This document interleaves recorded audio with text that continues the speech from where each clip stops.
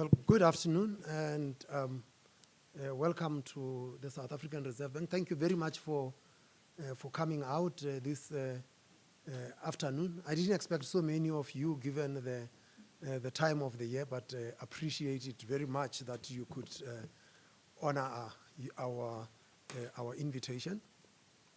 I'm going to be handing over to Madame Lagarde, who is the Managing Director of the IMF. We have just had a very good exchange of views with respect to the global economy and the South African economy. And this morning, we also had a good discussion with the President regarding the South African economy and the kinds of reforms that we are busy with in South Africa.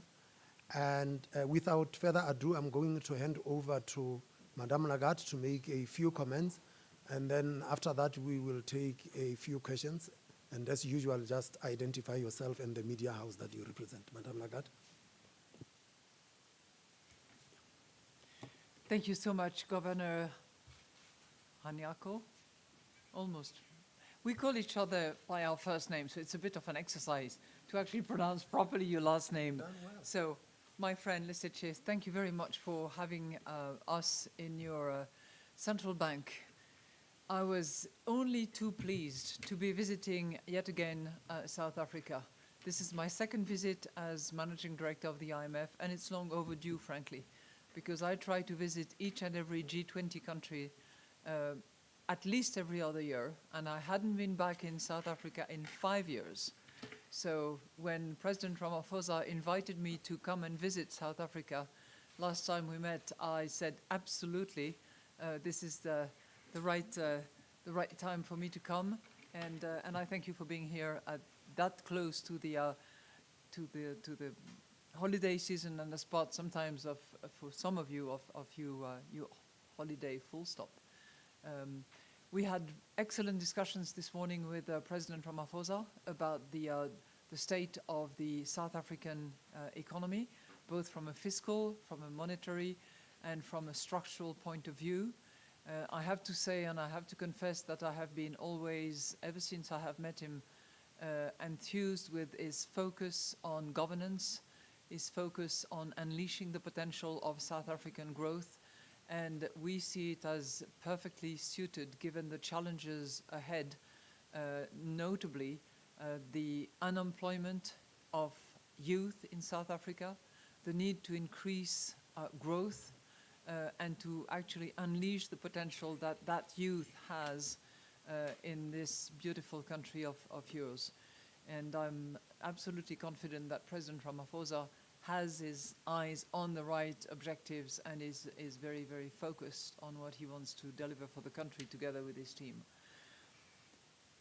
As I said, his focus on governance is very well taken, and it so happens that the IMF is also focusing significantly on governance, on the fight against corruption, and I had the honor to receive full endorsement of the entire board of the IMF to actually focus on those issues going forward across the globe and on all our membership. The second area that we discussed was optimizing public spending in order to really make sure that the public purse is used to the best possible, for the best possible purpose.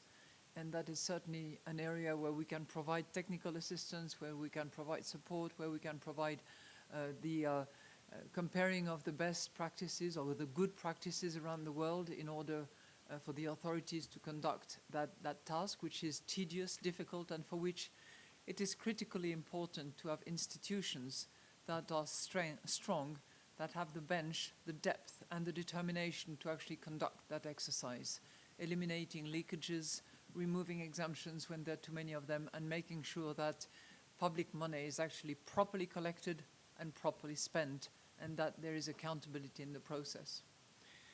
The third area that we discussed, which is also, in our view, very important, is this issue of concentration in the industry at large, and by that I mean products and services alike. And the fact that with not enough competition, there are bottlenecks in the economy. There are prices that could certainly be lower. And it's an area where clearly the President is interested in whatever advice, data, best practices we can offer as part of that partnership relationships that we have had for many years with the country. So that's really the bulk of what we have discussed. I've taken together with my team the head of the African department, Mr. Abe Selassie, our mission chief, Annalisa, and Monty, who is our senior resident representative.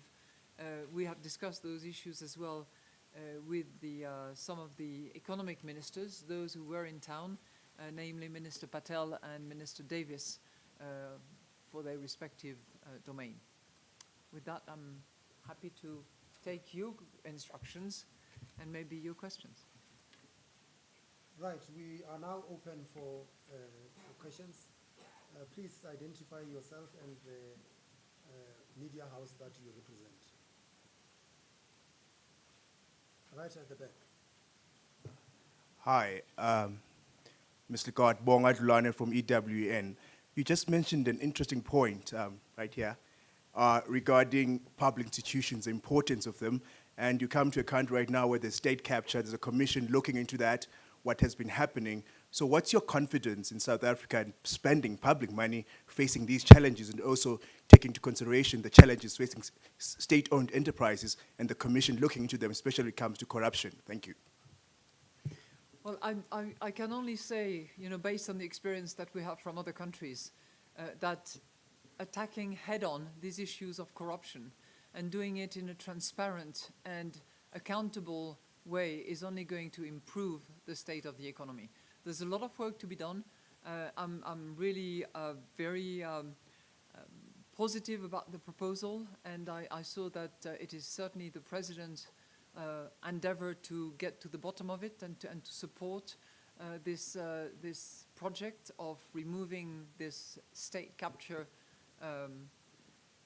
that has taken place over the course of previous years, and I'm sure that there will be a lot of good coming out of it, even though the process itself is painful for some.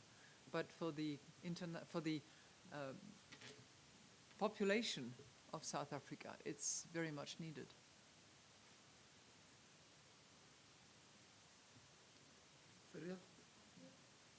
Ferial Hafaji from Fin24. I wanted to ask Madame whether South Africa will seek IMF support, and if that came up in discussions. Also, whether you think the reforms are deep enough to stave off a sub-investment grade rating. Well, I can reassure you on the first point, I am not here to discuss any kind of financial support or to negotiate any kind of program, and I have not received any request to that effect. So that's crystal clear. And I hope it puts to bed some of the rumors or noises that I have seen here and there about this particular matter. No, not at all. In terms of reforms, I think that there is a momentum. I could certainly feel it in the discussion that we had this morning. There are multiple areas to address, and I was pleased, for instance, to hear that the competition tools that will help address the issue of concentration is already well underway. And during the lunch I had today with business leaders, all of them women, of all ages, from 26 with start-uppers and social entrepreneurs to the high-ranking female leaders in the country, the sense that reforms is a necessary process in order to support the business, the activity, and improve the ranking of the country is really considered very favorably and with great support.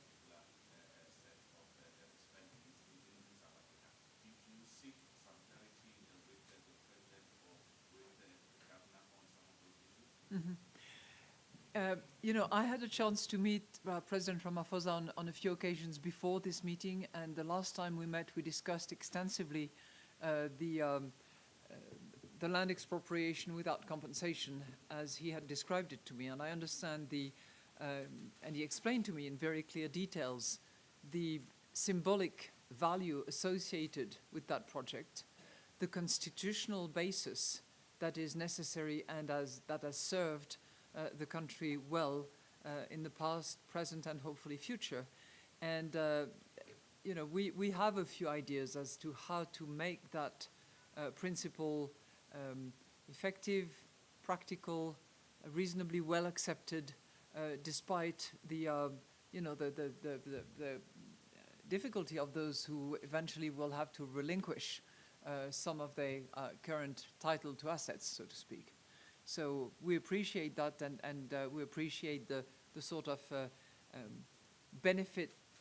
cost-benefit analysis that has been brought to bear in order to support and pursue this process. On the second point, you know, we say and repeat the world over, particularly in view of the changes that will affect the future of work, that education, if anything, is the investment that is going to actually help the youth of this world and the youth of this country to be able to adjust, to learn how to learn, to have a broader horizon than mine or maybe yours. And in that context, clearly free higher education is a very strong tool. Now, with it comes the question of how is it financed? And that is where there are trade-offs and where, you know, sound fiscal policies, which we have advocated again this morning by suggesting that there be growth-friendly fiscal consolidation going forward, which means not austerity, which means not cutting across and hair-cutting spending, but selecting those spending that will actually favor growth going forward. And it is clear that education is one of those projects, one of those massive undertakings that are warranted. We've got 3 more. Oh, okay, let's start with you, ma'am.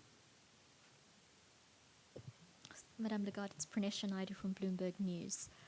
I've been wanting to know what you see as the biggest risks to the South African economy, what can be done to mitigate these risks, and also you said you're not in the country to discuss any packages, but if called upon by Eskom, would the IMF extend a loan to them? On your second question, it's dead easy. The answer is no, absolutely not, because we only deal with members, and no private company, no public company, whether state-owned or not, is a member of the IMF. So that's you know, extremely easy. No is the answer. Now I've lost track of your first one. Oh, the risks. Yeah, I think, you know, I would say 2 things. One is complacency. I don't see that, but I'm very hopeful that the strength of an institution like the central bank, or the strengthening of the treasury, are issues that are high on the agenda, and that there is never complacency about it. A sound monetary policy that walks on its 2 legs is precious and needs to be secured. A good, solid treasury that doesn't compromise is a precious institution that needs to be secured and protected. I would say the second one, which is always a danger, is this gap between high expectations, which many of us saw earlier in the year, and the inevitable slower delivery of change, given the vested interest, given the rent seekers communities that you have to displace a little bit, that you have to disrupt a little bit. And that slow movement can create frustration and the sense in the community that delivery is not fast enough. So I think that to the extent you can, you as media actually, if you can just communicate that timing is not instant, and gratification cannot be just like clicking on an application. It comes with a lot of hard work. Okay, the last two questions, Vuyo. Okay, just keep those hands up so that I know that they are really the last ones. Vuyo, Arabile, you, ma'am, and you. Vuyo? Thanks very much, Governor Vuyo Mvoko from ENCA. Just picking up on the last point you made, ma'am, that the gulf between the high expectations and the pace of delivery. From the numerous conversations you saying you've had with President Ramaphosa, is it your understanding that expropriation without compensation will have only symbolic value, as you put it? And then the next and last question. Can I just stop you a second? I didn't say that that was the only aspect of it. Okay, thanks. And the other question is, there's a view that central banks across the world are coming under increasing pressure from politicians in a particular. Do you share that view, or what is your experience?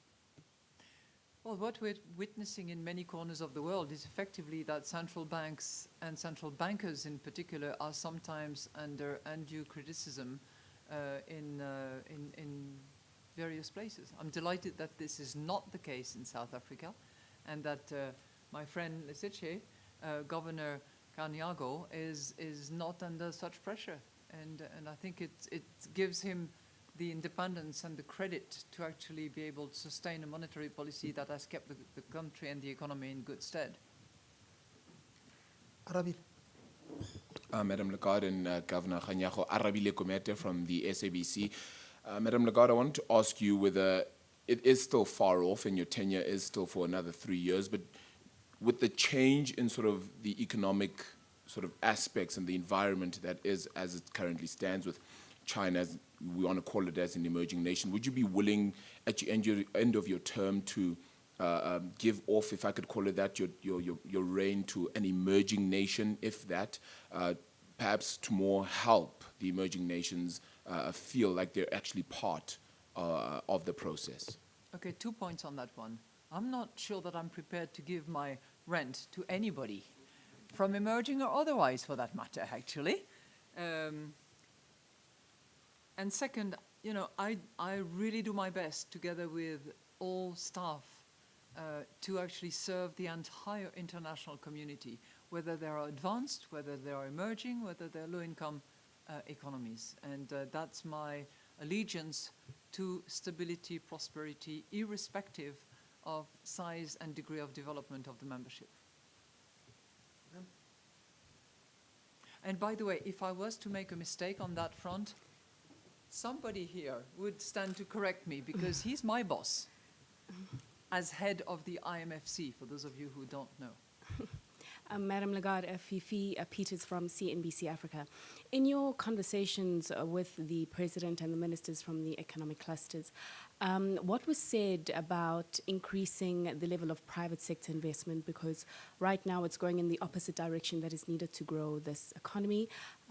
Were there any tangible solutions put on the table to help fix this? Because so far, even amendments that the government has made by way of things of the land reform policy, and even the mining charter and the education drive that my colleague here mentioned, haven't been good enough to prop up private sector investment. We saw third quarter figures pointing to another contraction. So what was shared, and perhaps is there any, I think that the IMF can share with South Africa in terms of getting business on board? Because I imagine you'd agree that growing this economy would need to be a collaborative between all stakeholders. Yes, and we are very, very strongly of the view that there shouldn't be any crowding out of the private sector, and the private sector has to be a driver in that increased investment, which will lead to increased growth, which will create the jobs of the future. And there are no magic recipes. Predictability, fiscal discipline, debt sustainability, a policy mix that will actually give to the investors the environment that will be conducive to their business is generally what is expected on their part. A strong dialogue with them on a constant basis as well. I very much hope that those numbers could reverse. I heard some fairly positive numbers on the part of Minister Davis after the investment summit that took place, I think in October, and where some pledges were made. But from pledges to actual delivery, there is always a bit of a journey, and that needs to be checked. I heard you talk about the contraction in the third quarter. We actually had an expansion in the third quarter. So you are referring to investment? Was referring to a fixed private sector capital investment, Okay. yeah. Okay. There was an expansion, you say? No. I thought you were referring to the economic The growth. no. I Okay. wasn't referring to the money that the private sector is putting in. Okay, good. That's the last one. You're the last one. Yes, Emma Rumney from Reuters. My question's on Zimbabwe. What does the IMF see as the biggest impediments to Zimbabwe's economic recovery, especially given the return of inflation? And I have a second question on Mozambique, if you have time to answer it. Has your team found that Mozambique's debt will be sustainable under the proposed restructuring plan? And do you expect Mozambique to get another IMF program, and if so, what type in 2019? To the risk of disappointing you, I'm going to defer your questions to Abe, who is just in front of you, who is the head of the African department, because he has much clearer views and better technical responses to offer to you, because I would give you some generalities about Zimbabwe, which would not be of help to your agency. Thank you very much. Thank you. Abe, if you could click on your mic. So on Zimbabwe, we are in discussions with the authorities on modalities on how we can try and support the program. Since there is, the country still has outstanding significant debt issues, until those are resolved, it will be difficult for the IMF to support the reform program through a financing envelope, but there are other means in which we can support them, and we're in active discussions with the authorities. With respect to Mozambique, we have for some time laid out the 3 conditions for us to move forward with a program engagement. One has been clarifying the circumstances around the borrowing that the government had undertaken earlier, getting clarity on the audits that have been going on. Those processes are still unfolding, and we're awaiting those results. And then there are 2 more technical issues, more in the control of the authorities. One is making sure that the overall debt position is sustainable, and that may include further debt restructuring considerations, but we haven't looked at that in totality yet. And then the other consideration is, reaching agreement on the parameters on the program. Once those are in place, we will be able to move forward with support. Thank you very much. Thank you very much for your attendance. That concludes the proceedings of